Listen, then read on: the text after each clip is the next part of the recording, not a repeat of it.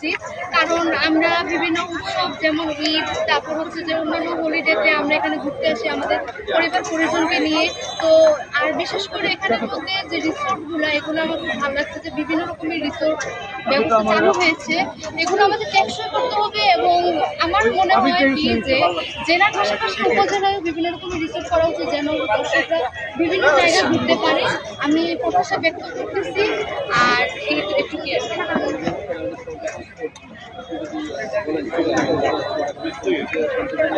মৌলভীবাজারে আসলে মনোব্রেজ, তারপর হচ্ছে যে নতুন নতুন কিছু পর্যটন জায়গায় চালু হয়েছে, কিন্তু আমার মনে হয় মৌলভীবাজারে আরও সুন্দর সুন্দর আরও নতুন নতুন পর্যটন কেন্দ্র হওয়া উচিত, যেন আমরা আরও নতুন নতুন জায়গায় ঘুরতে পারি, ছবি তুলতে পারি, পরিজনদের নিয়ে একটা কোয়ালিটি টাইম স্পেন্ড করতে পারি। এটা আসলে আমাদের মেইন টার্গেট। আর হচ্ছে যে মৌলভীবাজারের এমনি প্রাকৃতিক সৌন্দর্য যেটা নিরাপত্তা ব্যবস্থা আজকে